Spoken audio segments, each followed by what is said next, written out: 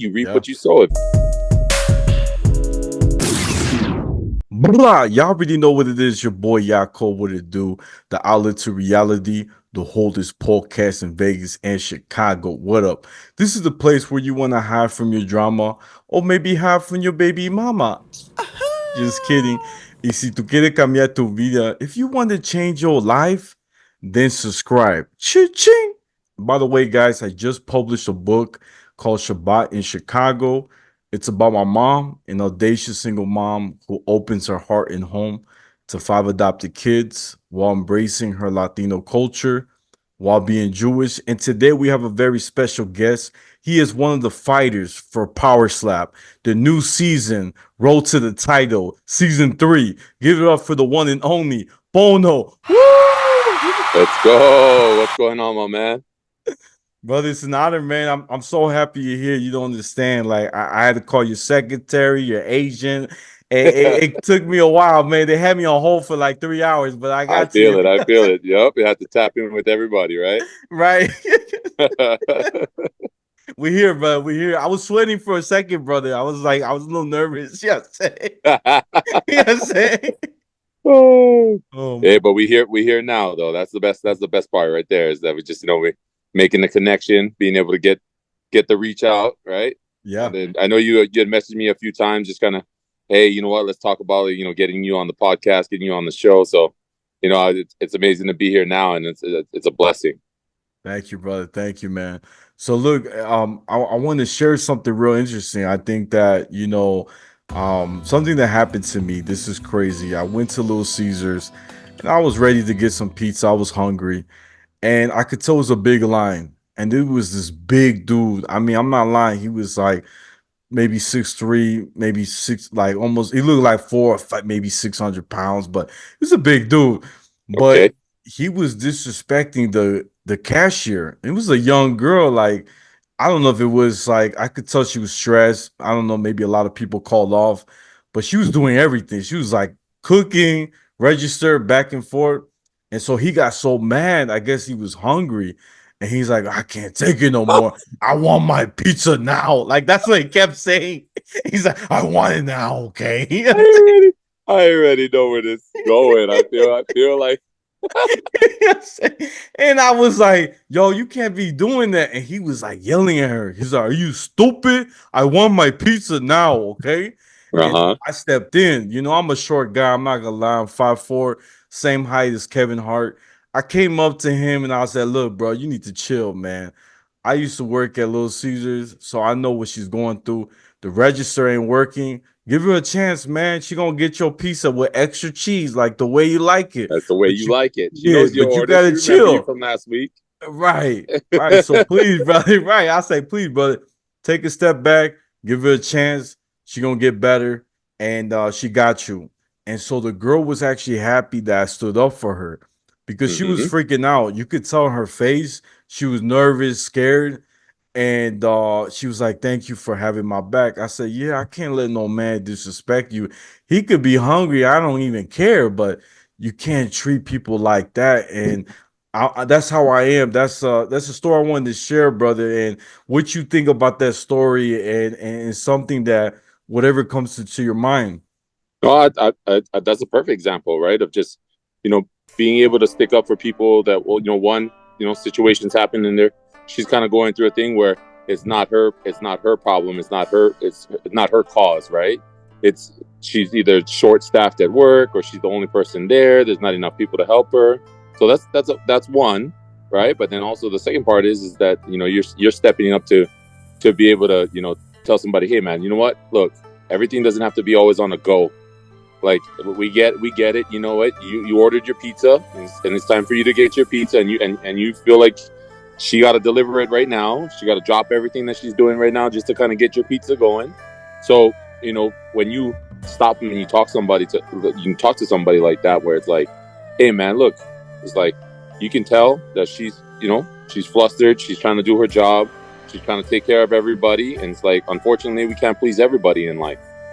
You know what I mean? So it's like at that moment, it's like with just a little bit of patience, brother, you come here every week, she's gonna have your pizza ready. It's just gonna take a little bit more time. So you know, having that opportunity to be able to help her out, because not in this world, a lot of people that's going through those same situations, whether it be working at a pizza place or doing other things in life, they don't have that person to be able to speak up for them because they're so used to not speaking up for themselves.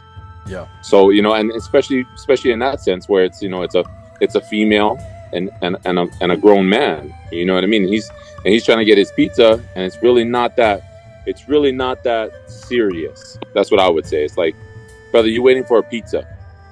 It's like, what? It's if it's to feed kids, to do all this stuff. If it's for yourself, brother, it's like, I would just be patient, just wait and just chill until she can get to you. You know what I mean? It's like, I would have done the same thing. Just tell them like, hey, I get it. You're frustrated. You're mad. And it's like, well, I'm behind you, and I gotta wait for you to get your pizza, and I gotta get my pizza after. But I'm not here yelling at you, and I'm not here yelling at anybody else in front of me, and I'm not yelling at the lady. And it's like, sometimes you just got to be a little bit patient in life and wait for your time. You know what I mean? It's coming. You know, you're gonna get your chance. You're gonna get your opportunity, but sometimes it takes a little bit of patience. You got to wait on it. You know. So Right. I that's how I would elaborate on the story. It's just that, like, sometimes in life you just got to be patient. You just got to wait on things. You know what I mean? Because things are coming your way. It's gonna happen regardless. You know. It's like, especially if you put in an order for it. You put in that order for it. It's gonna come your way. And Yeah. it's like, but it takes you to make all the other key factors work into place, so that way you're not over there, you know, being a nuisance or bothering somebody in that same motion of like you just trying to get what's yours. You know what I mean? And you purchased it, so you just got to take that time, got to take that patience, take a little, take a little step back and respect people for what it is. You know, it's like a lot of people out there are working 9 to 5 jobs, making barely nothing, only to service somebody else. You know Yeah. what I mean? So sometimes we got to take a step back and look at that and like say, yeah, you know what? Where I'm at a point in life where I service somebody else already, right? So it's like, okay, well, you know exactly that feeling when that person is mad at you and you can't do the service for him. And it's like, you got to keep that in your mind too. It's like, so when somebody does that to you, you got to be like, man, I shouldn't treat this pizza lady like that because the person that works above me treated me like that. You know what I mean? Hey man, I need you done on time. I need a deadline. I need this. I need that. I need you to, I need you to get this done. It's like, what you're not doing. You don't apply yourself to your work. I thought you loved this job. I thought you loved working here, right? Give Right. you all those little things to kind of put you in a place where it's like you feel like you know what I mean? Like, oh, you're not doing what you're supposed to. You're doing that to somebody else, right? So it's a story of life. Is somebody takes their problems, put it on somebody else because they're not enjoying whatever's going on with them. So hats up to the man. I think he was just not enjoying his day, and he needed that pizza ASAP. Right, right. You know what I'm saying? He said, And "I then need he to gonna eat." call later. I don't know why I had to go to the bathroom afterwards. I Right, understand that it all right. flushed out. You know what I'm saying? That's the second part of this lesson. That's the second part of this lesson. And sometimes you reap what you sow. You know what I mean? You reap Yeah. what you sow. If you put in bad intention on that thing, don't expect that pizza to come out 100% cooked for you. Don't expect that pizza to be a healthy pizza you're gonna eat, because it's Right. like you already know you put it out in the universe that this lady made it wrong, and now you made her feel bad about it. Right. Something's coming your way. You know what I mean? It's like, and when it does come your way, don't be the one to call and be like, hey, I'm feeling sick because of this pizza I ate. You know what I mean? You better own that. You better go home and Right. own that thing because you was just mean to somebody else in the world. You know what I mean? That's just Yeah. how it works. You know, we work on respect, Yeah. you know, and you hold ourselves to a different standard. When you hold yourself to a different standard, you become a different person. You act a different way. You show other people different. You know what I mean? So it's like when you keep standards for yourself, that's always a good place to be. Man, that's amazing, brother. I'm really happy you share that. And it makes me think too about the word like misery likes company. People, they feel miserable. They want other people to feel the same way. And the moment you let them get to you, then they won the battle because that's what they Correct. wanted. And brother, please, I want you to also share, this is a big deal because I'm gonna be real. I got, over 300 and I think 9 videos, right, for my podcast. You're actually the first Hawaiian to be my guest star. And Okay. this is huge, brother, because I'm not gonna lie, you guys make the best food, and Vegas, they said we're the seventh island, so or six or seven, right? Am I right? Am I right, brother? Right. Right. So please, The if ninth, you the ninth thank island. you. See, I was off a little bit. I'm sorry, bro. It's It might good. be It's good. the mac salad. It probably threw me off, brother. You know what I'm It weighs saying? heavy. It weighs heavy when you eat too much. You know what I Yeah, mean? You eat too much of yeah. that mac salad, you be like, oh man, he's like, I can't even think properly. Right, my shirt gets tight, you know. You know what I'm saying? But look, brother, if you could share too, like talk about your culture, your tradition, where you grew up in, and any like memories you have growing up that we may not know through the camera, if you could Right. tell us. Oh, I got you. Yeah. No, well, I come from humble beginnings. You know, me, my mom, and my dad. I'm from Oahu, Hawaii. Born and raised on the countryside. Right. So we live country. We eat country. We sleep country. So it's just, a lot of our culture is based off of the land and everything else that is provided around us. So in early stages, when I was young, my mom and my dad, obviously they worked two different jobs. My mom worked for Park and Recreation.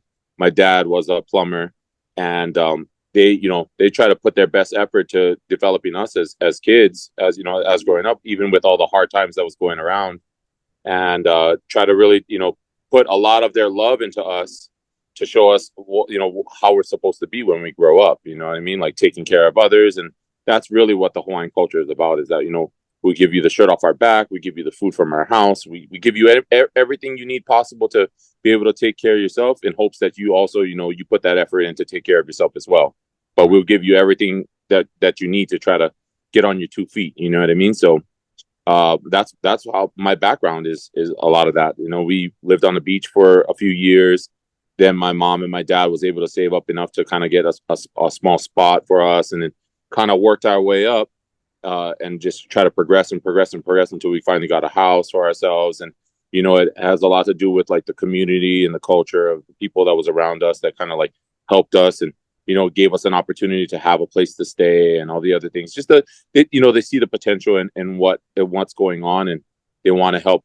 They want to help you. They want to help you grow. They want to help you be able to get off the street. They want to help you to do things. So my mom and my dad started off just like that. Raised. I got two older siblings, my brother Rob and my sister Sunny, and then I'm the youngest of the group. But my original family is from the Big Island. So the family I'm talking about right now is my adopted family. That's my aunt, my uncle. In the Hawaiian culture, it's a thing that like it's what we call hanai.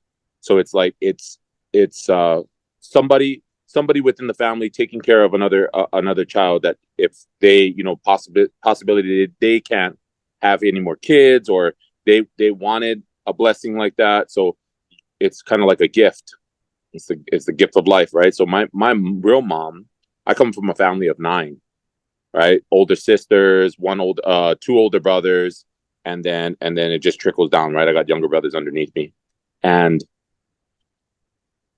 I was, I think, sixth in the group, right? So I was probably the sixth child, and my mom, the one I call mom now, is she had a hysterectomy, and she couldn't have any more kids after she had my brother and my sister.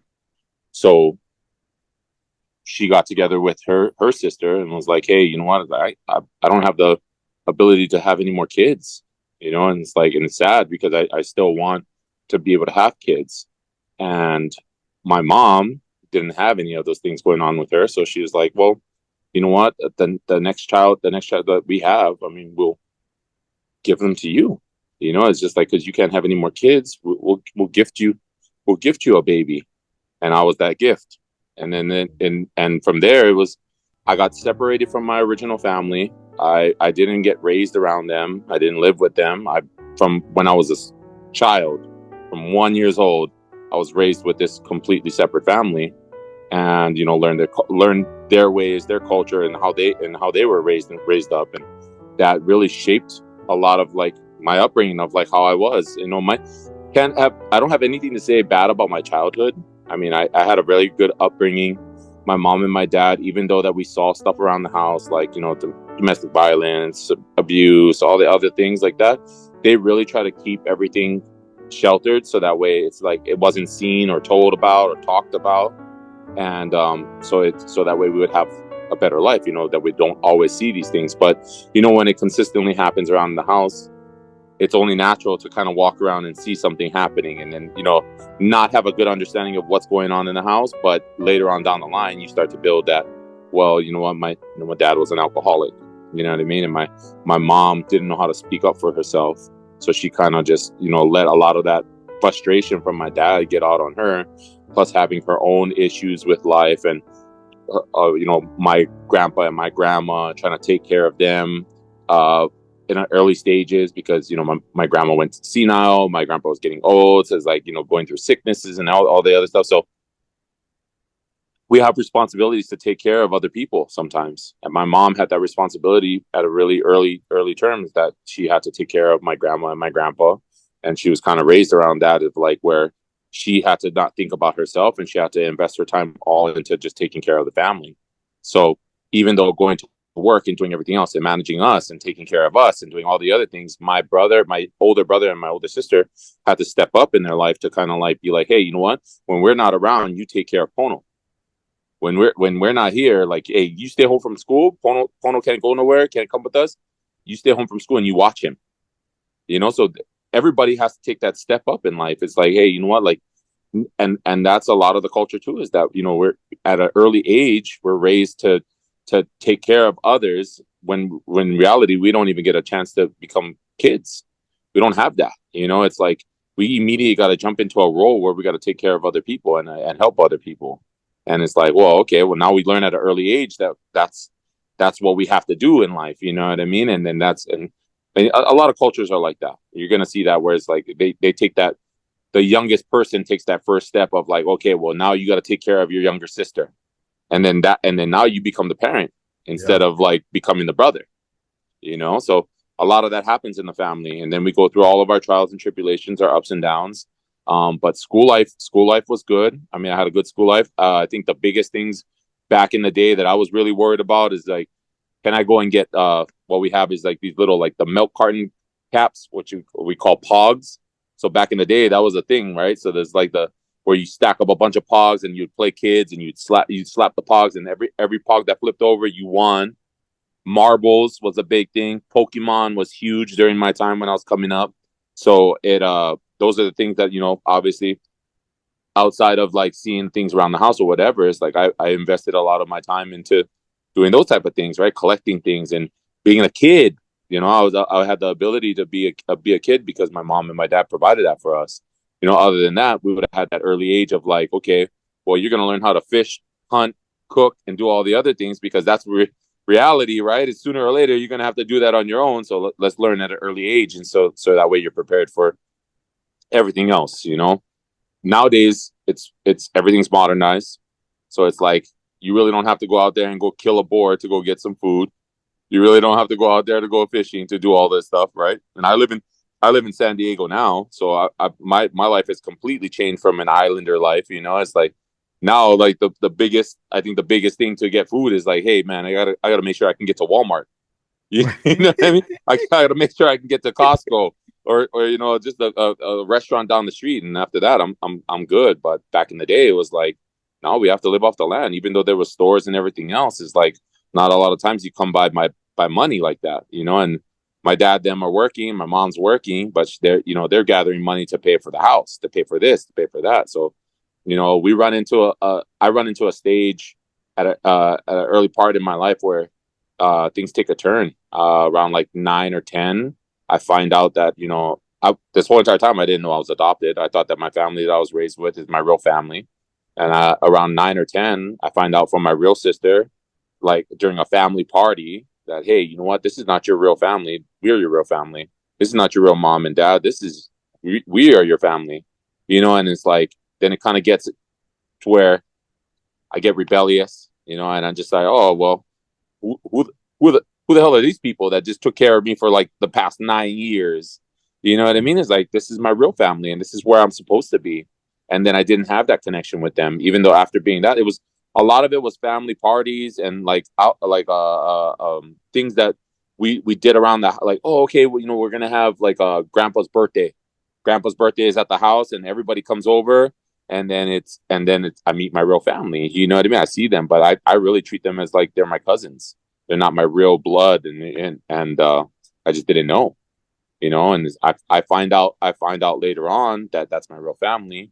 I get rebellious. I start doing all the bad things, right? It's like, well, I don't trust you now. Now these guys are telling the truth. So I really try to make a solid connection with my real family, my original family, and I put myself in a spin, in a spiral, and I go down the wrong paths. I start making bad decisions, and I don't complete school. Like, I mean, it goes down the roughest things you could ever think of just that downward spiral. It's like, don't complete school. I drop out at 11th grade. I said, you know what, school's not for me. I'm too smart for this. It's like, I don't need Right. this stuff, and I just kind of I dip off from school. And at this point in my life, my mom and my dad that I was raised around with, they have no other way to answer that but just accept it. Like, oh, you feel like you made the right choice? Okay, we're gonna preach to you about how like what you're doing wrong, but it's like, what can we do about it if you have it set in your heart that you're just gonna do these things anyway? It's like, you're just gonna keep on fighting us. So I spent my early years, like 17, 18, 19, jumping in and out of like boys' home and doing those things, get in touch with the law a lot closer than what I should be. I just start just messing around in those bad traits of a person that's just kind of going down the wrong road. And it wasn't until after, when I finally like moved here to San Diego and moved here to California, that I start, taking I'm still taking a bad turn, but I'm trying to do things in the right way, so that way I can, open up more doors and more opportunities to kind of get back. Because I have a daughter that's 16 years old, and I didn't see her. I went through like, custody battle and everything else. I ended up losing the custody battle in the very beginning. And this is when she was like 3, 4 years old. So I haven't seen my daughter since she was like 3, 4 years old. I had one call from her when she was 10, and we had contact, we talked, and then immediately all my contact was cut off from that. And I could never reach out back to her. I mean, if I contacted my ex, it would have been a problem. If I try to contact their family, it would have been a problem, because even though I'm trying to make a connection with my daughter, they have a stronghold on everything. Their family comes from a good background. They have humble beginnings, but they built themselves up. They're very successful. They're probably one of the most successful families on Oahu at the time, owning their own trucking company and everything else. And like, they just got it for you. They can hire a lawyer, they can hire an attorney. We come from an islander life, and it's like, dude, we rarely handle anything within the law. It's everything. Everything is real. Like, it's lawless. Like, we don't have any of that stuff. It's like, okay, you want to talk about me? Okay, well, I'll just beat you up. You know what I mean? Or I'll win the fight that way. And it's Right. like, you can't win that fight nowadays. And it's like that's just like, it's sad, right? Especially with what it was, like Yeah. child custody and everything else. You have to go through the legal system, through everything. So, they had more money, and I'm just a young kid. I had my daughter when I was like 19 years old. So I made all the rough decisions, and went through a bad moment in life, where it's just, I made the decisions to kind of like, well, I got to get away from this. You know what I mean? It's Yeah. like, I'm fighting for child custody. I can't even get it. It's like, they're looking at me like I'm just this young kid that, oh, he's just a young boy from Hawaii. He's like, he doesn't know any better, you know? And they're just nailing me with law, like the attorneys and courts, and you got to show up to the courts and you got to battle this stuff. So, I mean, as a young kid, it wears and tears on me. It's like, dude, I can't keep on going back to court or trying to do all these things. It's like, it's not going to get anywhere. These people have money. They're gonna end up winning the custody battle at the end of the day anyway. You know what I mean? So it's like, at a young age, I learned to like that giving up moment. Like, oh man, I just give up. You know what I mean? It's like, and it was at that moment, I'm thinking, I did so bad for myself. Like, I'm still doing bad for myself. It's like, how would I be able to take care of this little girl? It's like, there's no way. Like, I started to doubt myself as a father. It's like, man, I'm doing bad things right now. It's like, how am I supposed to do better for this little girl if I'm just continuing to do bad myself? I didn't make the change yet. And it's like, there's no way I'm going to be able to take care of her. So I try to go back every so often and try to fight the case, do everything else. And it's like, they get further and further and further away from me. So, kind of jumping from then to now is like the story of Power Slap is that, my real reason why I got into Power Slap was to get seen. It's like Wow. I couldn't reach out. I wasn't making the social media, Facebook, Instagram, all the other things. People from the family reached out, tried to talk to them. Nobody wants to respond. Everybody's kind of doing their separate things, and they don't want to respond back on her behalf. So it's like, oh, you got to talk to her about all the other things. So it's like now I'm playing Finding Waldo with this person and just trying to like find out where they are and where they live and everything else. And it's like it just gets to the point where, I start to put it into my head that this is just a losing battle. I can't continue to do this stuff. I if I stay in this, I'm going to end up messing myself up even more. So when I move here to San Diego, I make some bad decisions, right? And I don't want to get too deep into it, but I make some bad decisions where it leads me down the wrong path, and I end up in a bad place. And even after that, once I get out, right, I still make that same bad decisions where I'm like, okay, well, I just got to get back out there and hustle. Like whatever I was hustling before, I just got to go right back into it again and hustle again. So I answered the same problem over and over and over with the same answer, and just realized that I'm not getting anywhere. I end up creating another family. I have my wife now, and my son that's 6 years old. And at the beginning stages of his life, I saw the same thing happening that happened with my daughter. Like the violent person in myself comes out, the anger comes out. I'm hurt by everything. I'm playing the victim role for everything. I'm a victim to this. I'm a victim to my past. I'm a victim to my adoption. I'm a victim to everything, and it just kind of it wears on me, And I'm like, I start doing the same things with my son, and then it clicks. He's 3 years old. And I'm like, dude, I'm following down the same pathways that happened when I got separated from my daughter. It's like this can't happen, man. It's like I can't keep on taking L's in life like this. It's like I gotta change it around. It's like you need to start looking into yourself and finding out what the fix was. I told myself about counseling, told myself about all these other things, but it's like it's different from words and action. Yeah. We speak on it, but no action, nothing that comes out of it. And then when an action does come, it's like, well, man, I sat through that one session. Do I really need this? It's like, man, I feel healthy in my head already.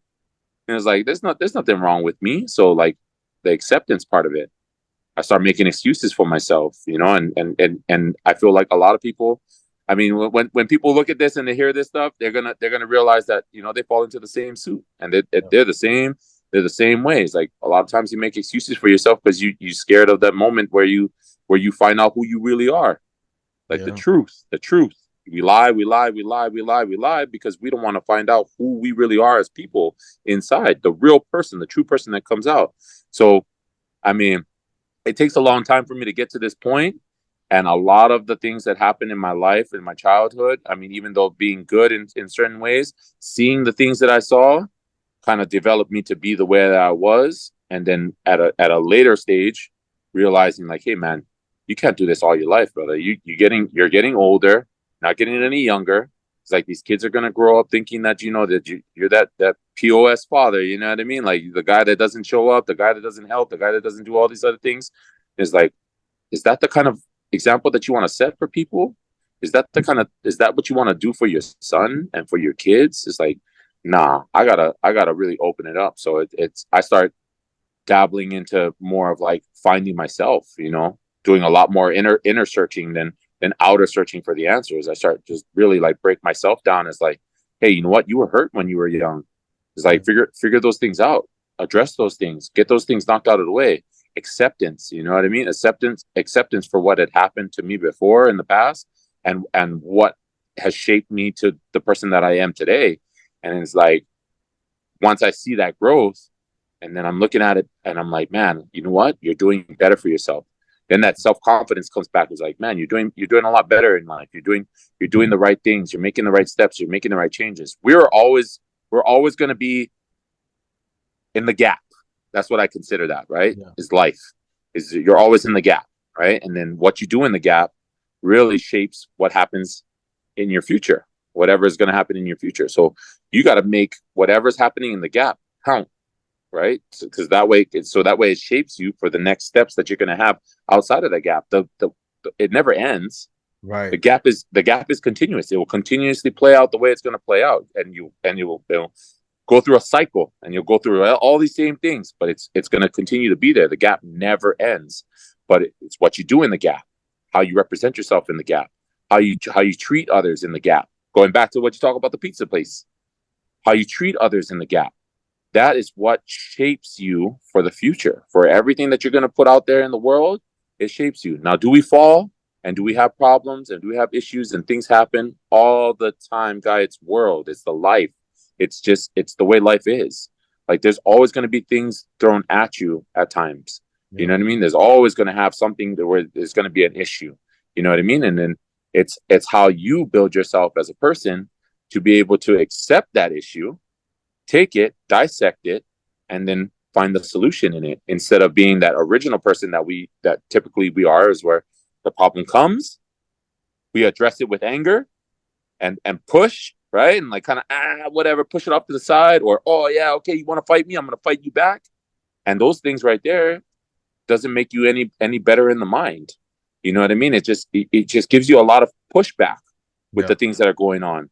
The acceptance, the patience part of it. You know what I mean? It's like, as we grow, we should learn to be more patient with ourselves and patient with others, because we should understand that other people are learning just like us. You know what I mean? Other people are going through the same things just like us. So when that person's yelling at you, driving in his car, man, get out of the way. Get out of the way. You know what I mean? Like, it's because he's having a bad day. Yeah. He had a bad day already. It started off as a bad day. When he woke up this morning, he already put it in his head, right? A little argument here, a little thing there. And now anybody that comes down his path, he's just going to be that mad driver, you know? Get out of here. You know what I mean? Hey, give me my sandwich. You know, you telling people to give you stuff. Right. You know what I mean? It's like, you're demanding because the world pushing you. You know what I mean? So you gotta dial back a lot of the times. You know what I mean? And that was a big thing is coming on this podcast. Is I know you speak a lot of truth about fixing yourself and becoming the best version of yourself, and that's a big thing with me. You know, even when going on to the show, is like I try to promote that I try to be the best version of myself to be able to help others too. You know what I mean? Because I know that there's a lot of broken records out there. You know, the little people got problems. You know what I mean? And it's like, if I can show you that I was in your position before, and all the things that I did to make myself in a better position now, well, you can do the same thing. Yeah. Let me teach you. Let me show you how to change your life. You know what I mean? All it takes is open ears. You know what I mean? That's why God blessed us with 2 ears and 1 mouth. We listen twice as much as we talk. So if you listen to me, it's like I could give you some good knowledge, and if you accept the knowledge and you take it in, well, it could change your life. Depends on how you move it after. You know what I mean? It's going to be you versus you at one point in time. I can't be there for the whole entire ride, but I can be there long enough to be able to get you set on the right track.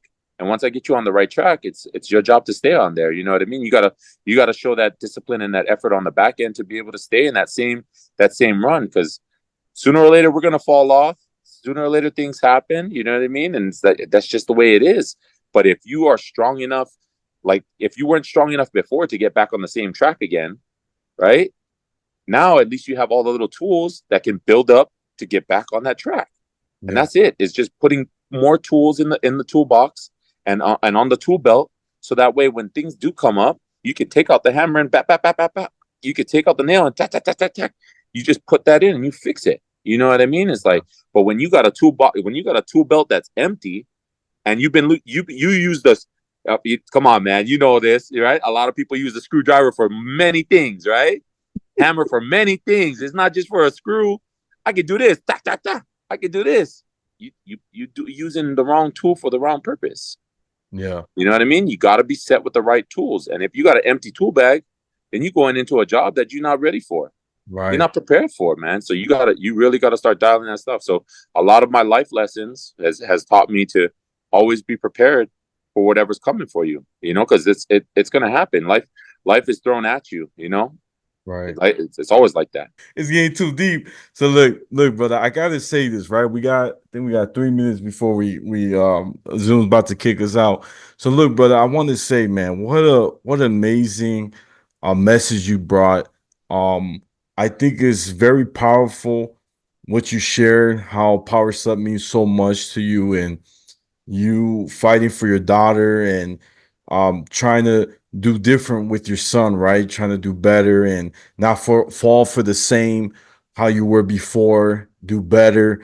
And I think it's great that you're really pushing it. You're really you're seeing these things, right? You're seeing what, and we all have our downfalls, we all have our ups and downs.